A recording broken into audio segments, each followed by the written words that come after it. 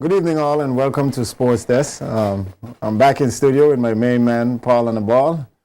Paul, good evening. Good evening. Welcome back, Carl. It's such a pleasure to have you. Yes, I'm glad to be back too. I came all fired up. I feel honored and privileged to have my buddy back in the studio. I understand he's been traveling all over the world. He's been a world traveler. So, Carl, I noticed your accent sounds a little different, and you have that bright spark. You're really motivated. Was it the food that you eaten in all these luxurious places? I'll tell you, the food wasn't the best. We still have to do our own thing, but it was an experience. I did enjoy it, and I'm ready to go again, man. I'm fired up. Well, let's talk sports. That's why we're here, the folks. As much as I'd love to hear about your holiday. Yes, we have an extra program. We're going to have an extra program to talk about your holiday. Of course. And I'd like to thank all our viewers who've been sticking in with my good buddy right here. I know he's been solo for a while and holding down the fort. He does a good job. But I'm back to take his place. No, guys, one of the topics I wanted to talk about tonight or this evening is the situation that we have in the British Virgin Islands is that once folks like ourselves, which is over 40, done with sports, we figure, well, that's the end of life. I've been able to do some research while I was away, and I found out, Paul, that in the U.S., there are 27 different sports that 40-plus people participate in. 27. Right. So when you say the end of life, you mean the end of life relative to sports? Sports, yes. For the average person? For the average person. Yeah, fair enough. Good. Let's follow it. So what I'm embarking on, folks, is right now I want to start a Masters series for 40-plus sports, Masters series. Out of the 27 sports, I'll give you a list of what I think that we can do here. We may not all do it at once, but I have an idea what I'm going to start with, which is I have an idea which one you're going to start with. Yeah, but is it ice skating? But actually, that is one. That is one. Now, the sports that we do here, out of the 27 of the US, we do. I know we do badminton, we do basketball, we have cycling. Long distance running is something that I don't know if we do that well, but we have powerlifting, racquetball, soccer, softball, squash, table tennis, track and field, triathlon, volleyball, and weightlifting. Now, I know we have associations here in some of those categories that I just spoke about, but I touched base with the ones that I think I'm going to start with, Paul. Okay. Question before you go any further ahead. I didn't hear boxing. Was boxing? No, boxing was not one. Was it? I wonder if because they think that's too dangerous a sport to be doing over. It probably is too, because I even thought of wrestling and stuff too. But I think it's too strenuous. Because from what I gathered from the sports that I call, people up to 70 years old are competing in these sports. Competitively, and they have championships that you go to, especially some of the ones like, for example, triathlon. Track and field. Yeah, basketball. So they have championships that you can enter into. Actually, one of my training buddies from years ago overseas, his name is Howard Lindsay, actually won 2 silver medals at the last World Championships. But there's a guy that comes here every summer. He comes here to train. He throws the javelin. He's the record holder for the javelin too. Older white guy. His coaches at one of the schools. He comes here every summer. Yeah, you probably met him one time when we were out there. Probably, I can't remember. Yeah, he comes here and he trains, and he always tells you, man, come and sign up. You're not too old, But guys, what I really want to do is introduce this to our community. I've spoken to a couple of folks. Really, what I wanted to start off with is softball, both for male and female. And I wanted to start off with basketball and netball. Netball is a sport I think that we used to play around here when we. I saw my aunts and them playing netball when I was a kid. I think it's missing in action from us for a couple of years now, and I'd like to revive that. Well, I actually recently spoke with the netball. I don't know whether they're a federation or association. I think they're an association. I want to call them a federation. The members were saying that the reason why netball hasn't been played of late is because the netball court has been transforming totally into a basketball court, and they don't have the facilities of the netball rim anymore. Of course, that's in Lower State. Well, you're talking about Longbush? Longbush, yes. Yeah, but what I'm proposing, these games that I'm talking about, as far as the ball games like netball and basketball, these are going to be held at the multipurpose at Save the Sea Center. So it gives us the opportunity to use that facility, and it's where you can sit down and enjoy the game. So I'm appealing to the folks. So I spoke to the guy in charge of Deputy, Mr. Harrigan, in charge of Youth Affairs and Sports. Patrick Harrigan. Yes, about the netball, and he's also embarking on trying to get a tournament started. So I spoke to him. I told him, what my plans are, and he said, he sanctioned it because he wants to see it back in swing also. Okay. So for you netball players, and you still want to play netball, please, I'm giving you my number so you can contact me if you guys are interested. I'd like to have as much teams as I can. For what I'm doing for the netball, Paul, is I want to modify it because I know it's supposed to be 40 plus, but I'd like the younger folks to get involved. So if there are any young persons, that's the only one of the teams that I'm modifying for netball, because I know the younger folks don't really know much about netball besides some of the countries in the Caribbean. So I want us, our kids here, or our children here, learn a little bit about what netball is all about. It's similar to basketball. And from that, you can kind of pick and choose where what direction you see kids go for a female basketball team. You never know.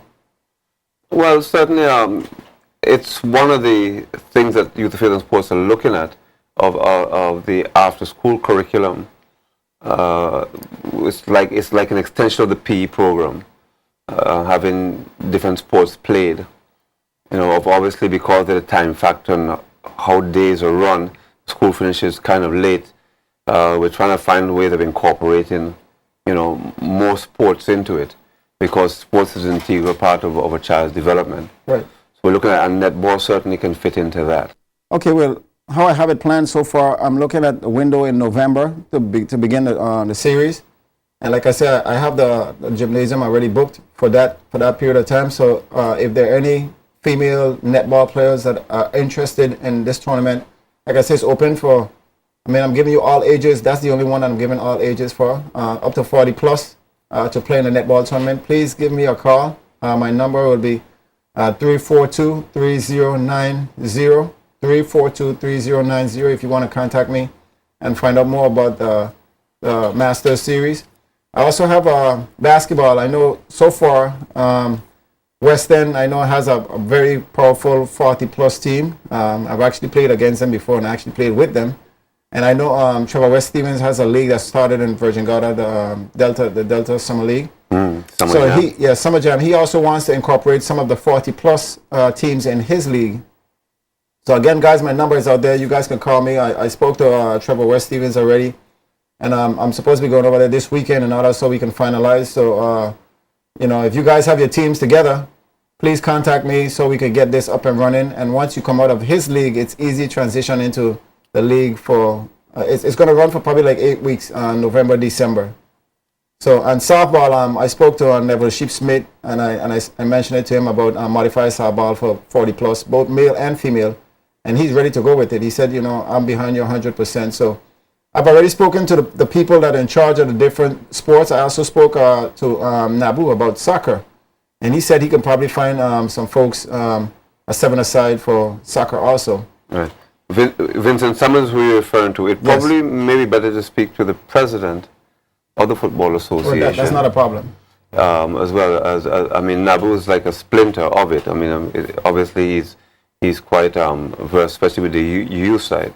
But you're probably better off speaking with the president of the Football Association. Like I said, I don't have or speak to the secretary. Yeah, I don't have any problem, folks. Like I said, if you're interested in what I'm talking about, my number is 342-3090. Please take a note of it, because I'm getting ready to start doing the posters. I'm getting the registration forms together.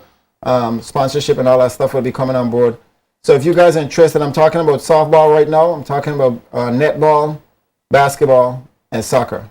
So if you have a female soccer team, 40 plus, I know there's some women that usually play soccer with the younger folks. If you ladies want to play amongst your age group, it should be a lot of fun. It should bring out the family again. And this is what recreational sports does for us, Paul. Don't think because you had played before and you think that you're too big or you're too old, that you're washed up. No, this is something that goes on. And if we do this right, we can also elevate and get invitations to the championships, even in the U.S. or, throughout the Caribbean. Because I know St. Thomas already started a league with 40 plus in basketball. So the opportunities are there, folks. I know MacArthur Mercer, he always talk about he can still hit the ball out of the park. And I told him I'm going to mention him tonight. So he set out a challenge for anybody for the 40-plus modified leader. I also spoke to Moko today. Moko said, well, you know, he's ready to go too. So I'm actually looking at... Moko 4, you mean? Yes. Mahasa Mercer, yes. Raymond Mahasa Mercer. No, I'm talking about MacArthur, his brother. The MacArthur, the little short one. Okay, I got you. Yeah, he has a lot of chat, you know. Yes. He thinks that he could back it up. So did you speak to George Burroughs? I think you need to get him. But guys, it would be a fun league. Sorry, I was thinking. You got to speak to George. You got to speak. You got to call Panji. But of course, this is a league these guys I think would enjoy. Like I say, I'm trying to get all the details in place, and I'm going to say this now. If you guys are interested in competing in this thing, I'm going by the book now. It says for the aspiring masters athletes or any sensible athlete should seek to check with his or her doctor before beginning a program of serious competition or vigorous exercise. So I don't want you to just jump into this thing, guys. I want you to take time. Like I said, we have a window of November and December for the league to start. Please, if you're serious, give me a call. Get your teams together. I know so far I have more than 4 teams for basketball, because I know the Church Brothers, they have a team too, and they're a pretty strong team. The Pastors, they have a pretty strong team. They've been practicing for a long time. The folks in West End been practicing. The folks in Tonga been practicing. Virgin Gorda, we're coming at you. I'm expecting to see some teams coming out of Virgin Gorda also. I'll try to make some, some plans to try to get you guys down for the games and stuff like that. So it's something, Paul, that I think that we needed for a long time ago. Yeah, I'm still name calling here. Yeah, I know you just brainstorming. Yeah, you just brainstorming for people to play in this league. It seems like you need to start a team. No. You can get the players. You can get the players. I have an idea. How about if I come and do the commentary on the game? Of course. I would like nothing better. But you know what? I just bought a pair of shoes, a pair of sneakers. You think that will help me in my commentary? No, it helped me in my game. I actually started working out I'm excited about this thing. You know, I've been seeing this stuff going on for a long time, and I've always wanted to see it happen here. So I took it upon myself. I said, you know what? I got a group of people that's with me. Said, they'll help me make sure that things go in order, and we're gonna make this happen. So guys and girls, give us a call. Let me know what you think. It's a process in making. We call it the BVI Masters 40+ Sports. Okay, there's a few texts coming in. It's about this area. Just remind the folks that they can send a text in the middle. Yes. Somebody just asked, and good point. I was waiting for Carl to say it, but he didn't. So the text came in. They said, why not cricket over 40s? Well, like I mentioned, from the associations that I've had so far, cricket was not on my list. Well, speak to Charlie Jackson. But then you know what? Speak to Charlie Jackson. But you know what? Because you'd probably get the largest crowd from cricket. I probably would. You know what? But I can't do everything at once. So I just wanted to start someplace, and then next year we keep adding the sports to it. Like I told you, from what I have here, so far with cricket now, it would be 15 different associations that we can tap into. And again, another text coming in says, how about the netball for the ladies in Virgin Gorda? Why aren't the ladies being included? Well, I just said that. I just said netball. Netball is included, and netball is for the ladies in Virgin Gorda. Ladies in Virgin Gorda, if you want to take part, you are welcome, and I'm giving you the opportunity of bringing some young ones with you to teach them. Like I said, the tournament only goes for 8 weeks. It's only played on the weekends. So even if you get a little sore after the game, you have a whole week to recover. Now, Carl, I know you're a little excited, but we're going to have to take a pause for a cause to back our sponsors. When we come back, we have to talk a bit about Summer Jam 2013. It started hot as fire. Batman David Bolo left some art at it again, as well. Of course, Save the Seed basketball is on as well. Yes. And we have the Caribbean Wellness Day coming up very shortly. So stick and stay. Be right back afterwards for our sponsors. Roton Wholesale. What others? Lime. Very good. Just check it if you remember. Lime, and of course, that boat that gets me across the Virgin Gorda. Speedies. Stick and stay. Be right back afterwards for our sponsors.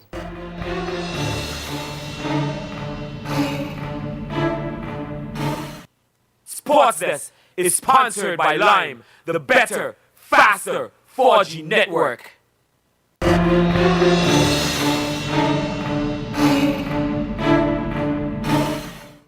Welcome back, guys. We have some sports info for you, so I'm going to turn it over to my good buddy Paul. He's going to give you the stats. And good evening again, folks. Remember, we are here live at the Sports Desk, and we just wanted to let you know, first of all, that we got a special treat for you this evening.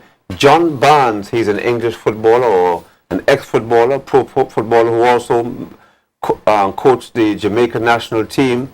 We did a special interview with him. He was here last month.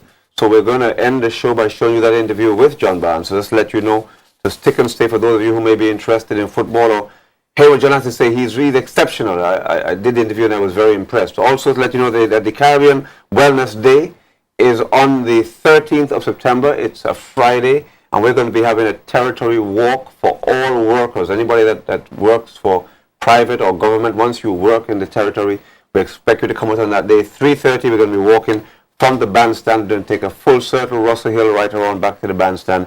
Give you more information on that, but we want everybody to get involved. It's 2.5 miles, so it's going to be radio, television, everything's going to be there. So it's going to be big music, everything. It's going to be big. So we'll let you know more. We're going to have folks coming in. Anyway, quickly, it's Summer Jam 2013. Let's give you the results as they happened over the weekend. Game number 1, it was B Division. Let's get it. The defending champions versus Terror Squad. They lost 64-65. Shamar George, up and coming, really impressed with him. He had the only double of the night, 15 points and 16 rebounds, 2 steals and 3 blocks. Aldrich Thomas had 16.7 rebounds with 2 steals. Jamari Benjamin had 12 points with 6 rebounds and 1 steal, while Javon Finley, getting better and better all the time, is Finley, 12 points, 9 rebounds, 1 assist and 1 block shot. So well done to Terror Squad, defeating the defending champions. Let's get it. They haven't been beaten in 2 years, and so it was very much a shock defeat for them. Totally undefeated last year in any games. They didn't even lose 1 game last year whatsoever. The first game up they lost. Only the talented William Penn Jr., who, as you may have seen in the news report, had 2 monster dunks in the game, and with less than 2 minutes to go, he scored 28 points, 7 rebounds with 6 steals, 2 assists and 2 blocks. Real utility man there. And Stephen Cole, again very impressive, 16 points with 9 rebounds, missing double by just 1 point. He also had a block shot. Game number 2, East Rockers came up against the defending champions, set it off, and guess who won? Well, can you believe it? Defending champions set it off, lost to East Rockers. But here's the deal: All-American Steve Parron in with East Rockers. It was huge. And that man they called Devon Watty jumped ship and now also plays for the East. So they're pretty strong. No surprises here. David Bobo Letsum, 32 points, 4 rebounds with 9 steals and 3 assists. Devon Watty, who you know as Judah, he had 20 double of the night, and he had 1 steal. Jamoy Baptiste had 9 points with 2 rebounds and a steal. And Steve Parlin, All-American, 6 points with 11 big rebounds and 3 assists. So all those talks about Steve doesn't pass, it's not true. He had the most assists of the night. There you go. So tremendous stuff there. And just to let you know, coming up this weekend on Friday night, Come to Defend versus On a Mission. Game number 2, Youth on Fire versus Chaotic. And game number 3 is Real Talent versus Run It Red.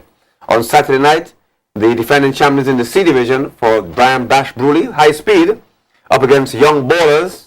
In game 2, it's Young Gunners versus Go Hard. Sorry, get it right. And the big game of the night on Saturday night is Up to the Time versus Without a Doubt. And those are the 2 teams that are going to be challenging. So that should be interesting. Let you know that we are live, so you can call in. Finally, Sunday night, there are games in Summer Jam. Yep, Sunday night. No Worries versus Young Talent in game number 1, and Raw Skills versus Final Judgment as your final game on Sunday evening. So that's Summer Jam for the weekend, Carl. Very good, Paul. I understood the game was real hyped. It was a huge game. Let's check it on JTV. We've got it all right there. Yes. I heard it went down to the wires. Yep. Well, check on the website.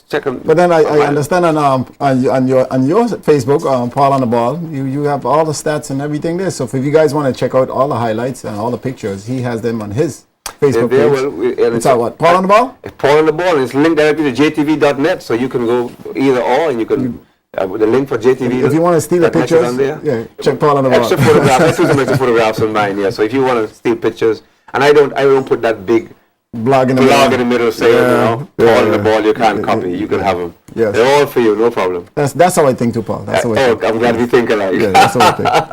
Once again, guys, if you want to contact us, our number is on the screen. If you want to text us, the number is also there. Give us a text, give us a call if you're interested in the series that I'm talking about. Netball, basketball, softball.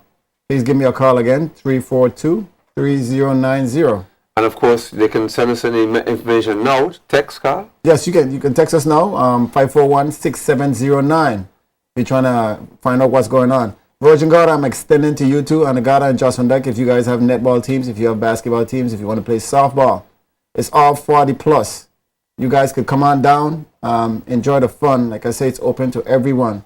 And actuality, Paul, I wanted to have each team from a district. I don't know if it'll happen this time, but hopefully next year we'd have it a lot more organized and we could add some more sports. But I just want to get it up out of the ground right now. Speaking of districts, the 3rd district actually has a basketball league on it as well. Save the Seed. Yeah, well, you just mentioned the stats from that. No, that was that was Summer Jam. I thought you mentioned the stats from. I haven't saved the seed yet. Oh yes, the Save the Seed. I'll just if I can go on. Go ahead. I said, let me just name who the top scorers are for Save the Seeds so far. Keandre Clark has got 14 points and 6 rebounds so far. Clinton Tito Forbes, right in there, 10 points and 9 rebounds. And Kishon Espert, he has 6 points and 8 rebounds. That's leading in the what they call the swaggers in wet. Leading players in wet is Kimai Panchu. He has 4 points and 2 rebounds. Also, we have Shamoy Delton. He has 4 points and 2 rebounds. And Jamar Thomas with 2 points and 1 rebound. So those are some of the top players along there. Also, we've seen some other players. I'll just say from young stars, we see Jamoy Lewis, Tedrick Rogers, Isaac Thomas, and Taekwon Bodkins. So some of the top players there in the league for Save the Seed. So and that league also is played on the weekends, Friday and Saturday. So if you guys go down and check them out, they're the young ones. I think it's Friday, Saturday, and Sunday. They have Friday, games on Sundays. yeah. I think. I think they start from age 9.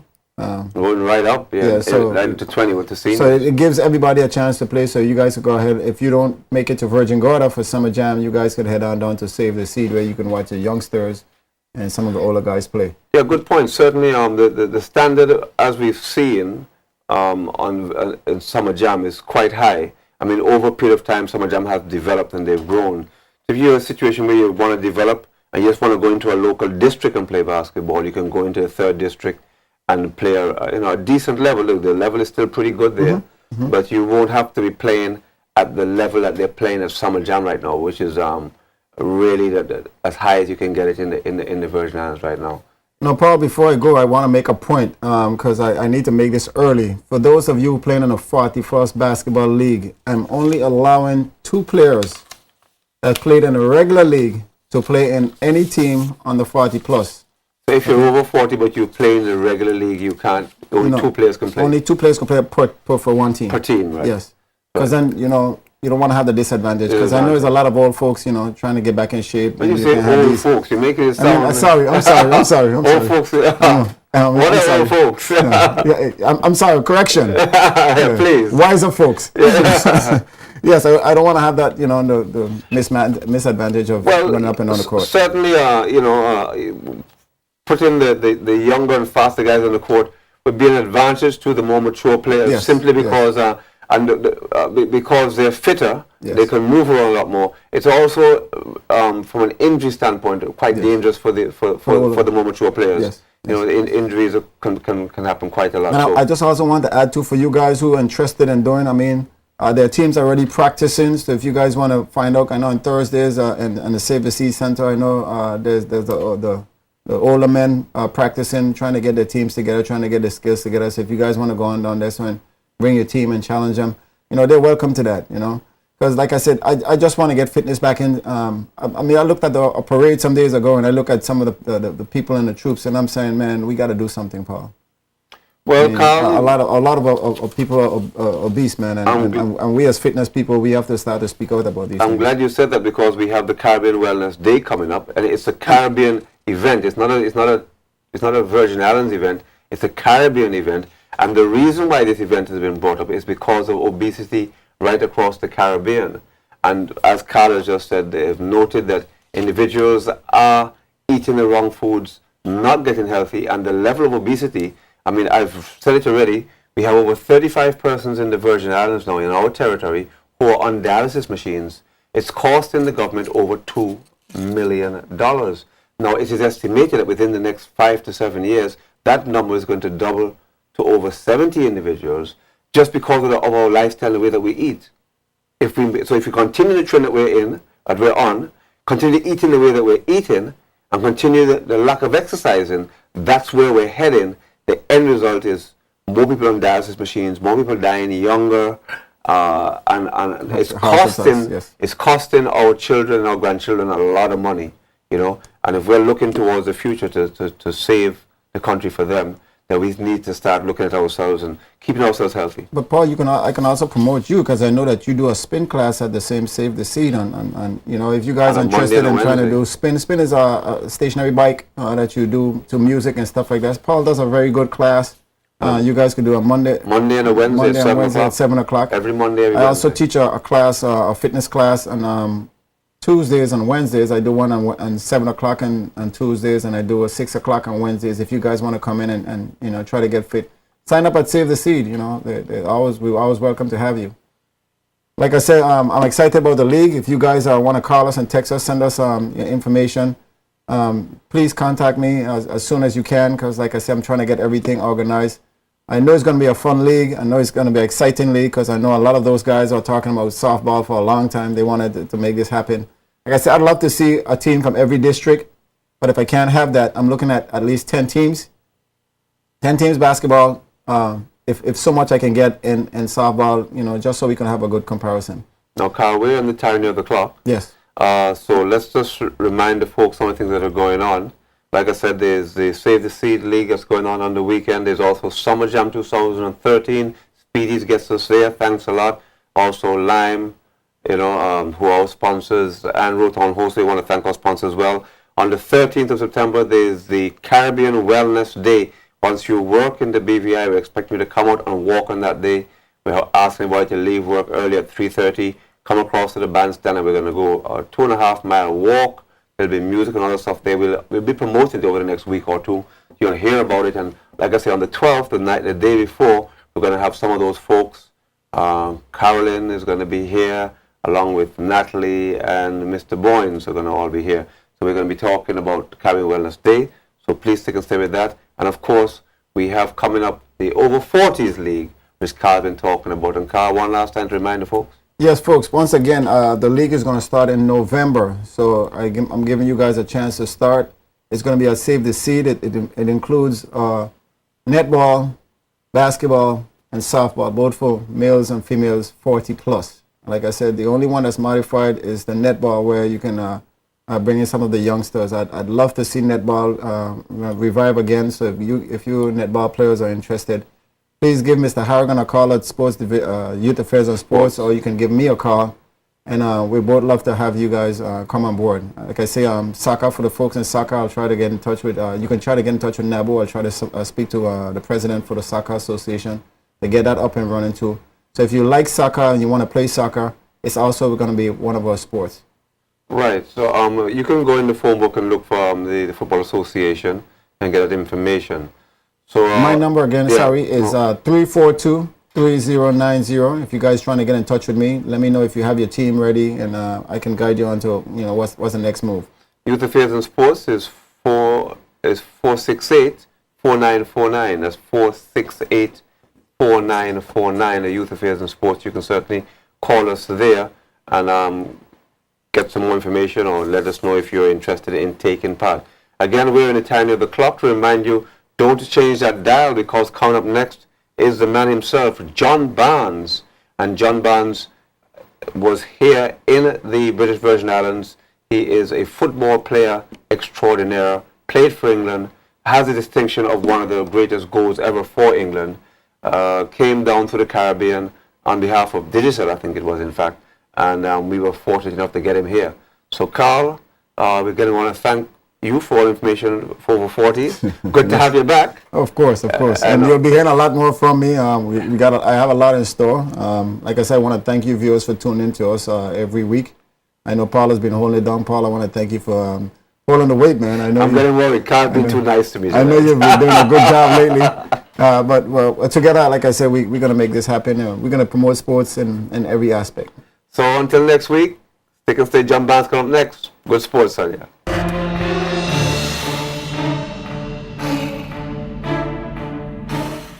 Sports Desk is sponsored by Lime, the better, faster 4G network.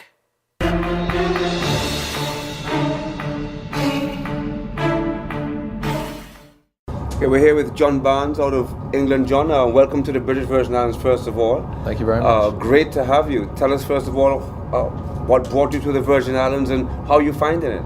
Well, I came via many islands on Liat, and anybody who's traveled to Liat will know how difficult it is to get here. But I was invited over to come and coach some kids and have a bit of a fundraiser for what I thought were the wolves, but apparently they're called the Wallius. They're called the Wallius. The Wallius, which is a bit strange because they've got a wolf's head and it should be a V, but who cares? Who cares? So I'm just here for a few days to do some coaching. Okay, obviously of Jamaican heritage, and you went to England when you were a young man, young boy really. How did you find the transition when you were younger, coming from Jamaica over to? Well, I went to England when I was 13.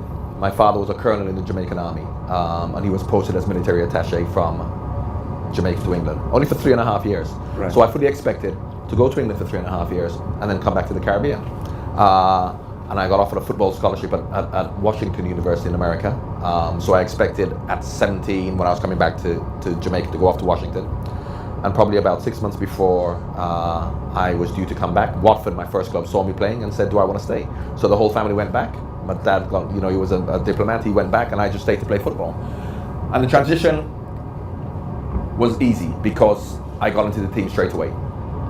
That doesn't normally happen. No. If I was a 17-year-old boy, gone to a professional club, been in the reserves for 3 years, and no family, then it would have been hard. But what I always say is that no matter what environment you have to be in, if your work goes well, you adjust and everything is fine. Absolutely. So I was fortunate that it happened that way because it could have been much more difficult. Right. But I grew up playing football in Jamaica. My dad played for Jamaica. He coached the Jamaican national team. He was president of the Jamaica Football Federation. So I don't know what it's like here. And a lot of people may lead people to believe in maybe in Barbados and Antigua, cricket is the #1 sport. Right. But growing up in Jamaica, football was always the #1 sport for me.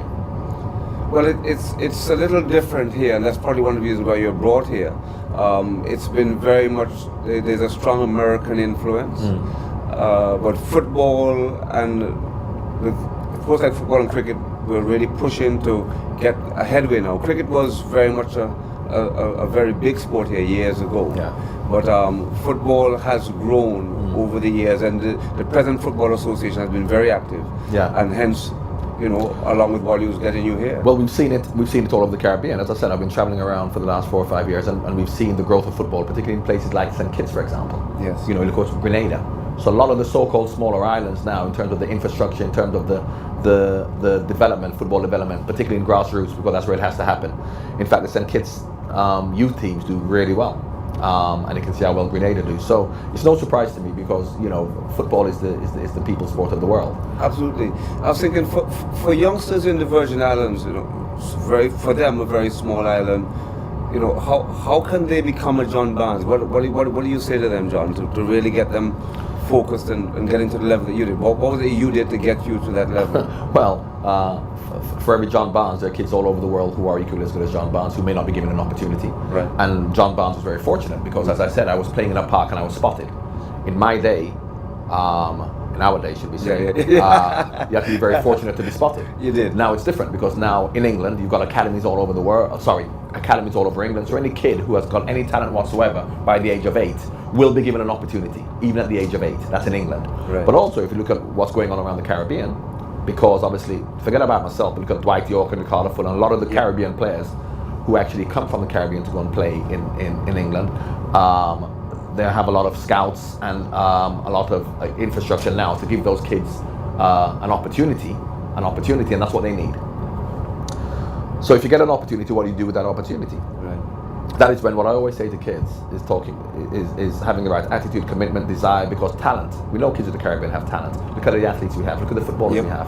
So we have the talent. Yes. What we need is the right mentality. Correct. And what I've always said, even when I coached the Jamaican national team for a year, I'm not going to focus on their ability at all, because we know they have ability. Like the African teams, what we need is to have the correct mentality, which is discipline, organization, desire, dedication, and that's what they need. Now, while the opportunity will present itself, if you don't have those other attributes, you're not going to make it. No. Whereas I know the way that football in the Caribbean has been ever since I was a kid.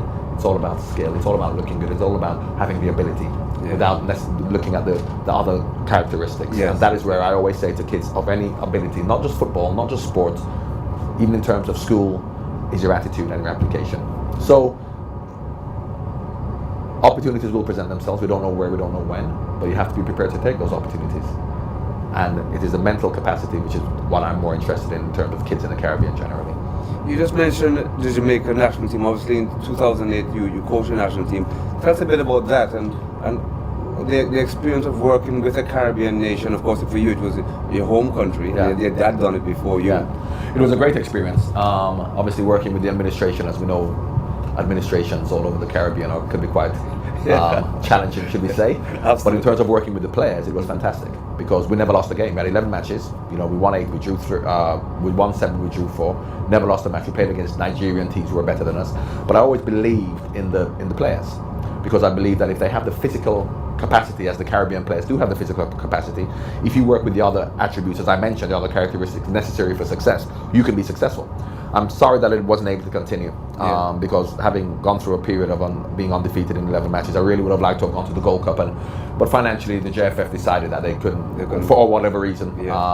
So I'd be very diplomatic on it. Anyway, that didn't continue. But if you could look and see what Jamaica and Trinidad, but Jamaica now in terms of they've got to the last rounds of the World Cup qualifiers once again.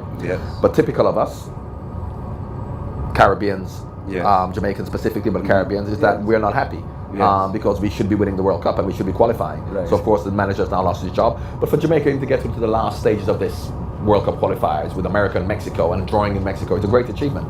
And it goes to show that you have the natural talent. We have the natural talent, and challenged in the right way, we can be successful. All right, let's look a bit about England. Let's talk a bit about Ian Rush. Ian, after you, is my favorite player. I love Ian Rush. I noticed one of the great goals that when they talk about in the FA Cup, you're the one that crossed the ball across to Rushy. What's it like working with a guy like that who's so talented? You see, that's why I like working in the Caribbean and television, because no one here even cares or knows about Ian Rush, but because he's your favorite player, we're going to talk about Ian Rush.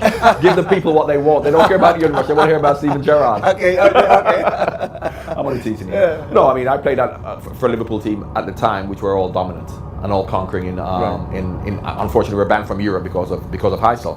But it was a pleasure to play in that team. But the lessons I learned in that Liverpool team was one of humility, one of the most important thing is the team, not the individual. And Ian Rush will be the first to tell you that. And when we talk about strikers and we talk about great strikers and we talk about who are the best strikers, how do you evaluate who the best strikers are? Because they all score 30 goals a season. Some may score different types of goals, some are quick, some are big, but they all score 30 goals a season. So how do you differentiate between who the great strikers are? And what sets Ian Rush apart to any other striker, Gary Lineker, Alan Shearer, Robbie Fowler, anybody else, is what else he does for the team apart from scoring goals. And his work rate, his commitment, his selflessness to work for the team sets him apart.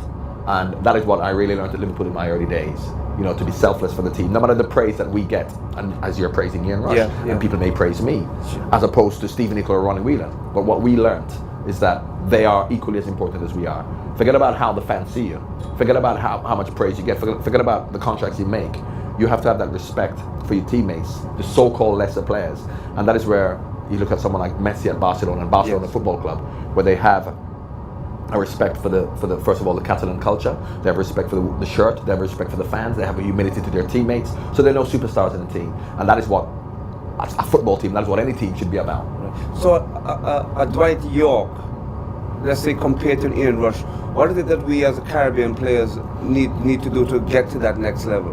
Well, Dwight did, and Dwight got to the highest level. And Dwight is unusual because a lot of people will tell you that in Trinidad that Russell Latipi was a better player than Dwight because he's more skillful. Yes. And the way he looks better, and he beats more players. Yes, he does. So, but Dwight, in terms of his attitude and his commitment and his desire, as well as his ability, he's got great ability. And that's what Caribbean players need, because there are players in the Caribbean with the same ability as John Barnes and Dwight York, physically, in terms of being able to run, dribbling, beating players, looking pretty. I know that's what we do like to do. But then if you look at what Dwight achieved over and beyond that, because of his mentality. And that is all we need in the Caribbean. Right. All we need is the mentality. I'll use the Jamaican athletes as an example. Once they felt inferior to the American athletes, while they still had the same ability, but the American athletes had the better mentality. Right. Whereas you look at the Jamaican athletes now, they don't feel that they have to, and once upon a time we felt they had to go to America to improve. Whereas now they're training in Jamaica, they're living in Jamaica, and they're still winning. So it has to do with our mentality as to what we can achieve. Because what you can't teach, and going back to football, I will use the Japanese and the South Koreans, and Tortola and all of the other smaller islands who have aspirations to improve should look at them. Yeah. Because if you look at what the Japanese and the South Koreans achieve with, I won't say limited ability because they are good players, but physically they can't compete with the African teams. Technically, skillfully, they're not better than the African players or the Caribbean players, but they get to the quarterfinals of the World Cups regularly because of their mentality. Now, what you can't give the Japanese is the physical structure. Correct. We have that physical structure. Correct. But what we can get is the mentality. So we are fortunate that we can actually do both. We can get the mental necessity in terms of the discipline, the attitude, the commitment, the desire, allied with our physical strength. Whereas the Japanese really are never going to be as strong and big as. But so how do they achieve that? So rather than looking to Brazil and looking to Spain and looking to these teams and say that's who we want to emulate, look to Japan and South Korea. That's what I say in Africa. I work in Africa regularly, and I always say to the African players, because from a physical point of view, if you look at the people from Didier Drogba, look at the people from Ivory Coast, the players of the Ivory Coast, look at the Nigerians, and you look at all of these African players playing in the top leagues, in the top divisions for the top teams. And why can't they, when they go and play for their country, why can't they win the World Cup? Because of their mentality. Right. And that's what we in the Caribbean have to improve on. We're in the timing of the clock, so I'm going to ask you two last questions, John. First of all, there's a goal that you scored against Brazil, which is claimed to be the greatest English goal scored. For you, would you claim that would be your best goal that you scored in your career, or is there better you preferred? I scored a goal for Watford against Rotherham in front of 5,000 people, but who saw it, so who cares? Listen, a goal's a goal, and the universe will tell you if it goes a goal like that or a goal off your knee, it just counts as one goal. So yes, it was pleasing to score a goal like that, but what I also say is that was in a friendly at the end of the season when the Brazilians were on holiday. And I suppose I remember when I first went past Leandro, was a right back who's very, very good, and he looked like he just got off the beach. He probably thought, well, somebody else will tackle him. What I always say is that if that was in a World Cup qualifier, in a World Cup match, or in a serious competitive match, somebody would have tackled me. Right. So that's why I look at a goal like Ryan Giggs scored for Manchester United against Arsenal in the semi-finals of the FA Cup, a similar goal, which had much more meaning because, of course, all the Arsenal players are trying to tackle him. Or Michael Owen against Argentina. Right. You know, so while yes, it was a very pleasing goal and probably one of the best goals I've scored. And I love Brazil, but it was a pretty feeble attempt by the Brazilians, I have to say. Finally, you've been termed as the one individual who has opened the doors for blacks in England to be able to play football. How do you perceive that, and how do you define that? Well, first of all, I think that there were many black players before me who went through many more difficult periods, who allowed players like me to actually go. I think from my perspective, I was probably the first high-profile black player to play for Liverpool or play for one of the top teams. Because even in the 70s, you had black players like Cyril Regis, but they played for West Brom and Wolves. So you had that. Yes.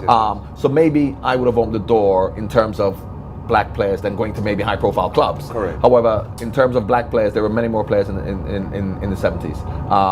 But from the perspective of the attitude that managers or clubs or fans have towards black players, that now has completely disappeared in terms of the racism that may have been around from the 70s or even in my time, because now, I mean, England had 8 black players playing for them, Arsenal had 10 black players playing for them with 1 goalkeeper, so that has now, the myth about black players not being able to play for big clubs or in certain positions has now been dispelled. Correct. What we have to now overcome is black managers. Right. Because there aren't many black managers, if any, operating in England, because that is the hurdle we have to overcome. which for me is a much more difficult hurdle to overcome than from a playing perspective. Correct. Because from an athletic perspective, it's very obvious. Yes. You know, we can run 100 meters, we can box, we can sprint, we can play football. Right. That's obvious. Obvious. What can we think? So from Right. an intellectual level, which is what management is about, is a much more difficult challenge that lies ahead of us. Sort of what the NBA went through years ago, and kind of. Yes, and of course, if you look at the most inclusive footballing country from a racial, if you want to talk about race perspective, Brazil. Yes. Leonidas in the 20s was the black player who played for Brazil. Brazil had many black players playing from the 1920s, 30s, 40s. In Brazil, there's not one black coach, and that should be a harmonious environment where you got Yes. blacks and whites playing together for the last 100 years in football. Absolutely. So it's a little bit disturbing that even in a country like Brazil, there aren't any black coaches. So as you say, the NBA went through it, maybe American football. I'm not a big fan, I must admit, of the Rooney Rule or of positive discrimination, because I believe in a meritocracy. But that's a different issue. Yeah. So just in closing, just for the youngsters who are watching you, just say a word of encouragement to them for me, please, John. Well, what I always say to all the youngsters, I say, forget about your ability. Your ability is natural. Your desire and your dedication and your discipline is the most important thing. When I was doing this stuff at Digicel over the last 5 years with the elite players from Jamaica, Trinidad, and you went to Sunderland and now they're going to go to Chelsea. And I said, when I first met them, and I said, the first thing I'm going to say is, I know you can all play.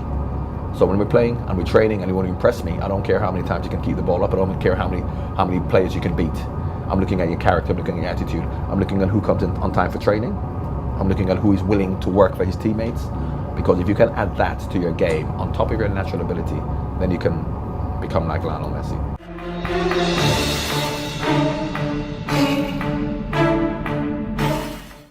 Sports Desk is sponsored by Lime, the better, faster 4G network.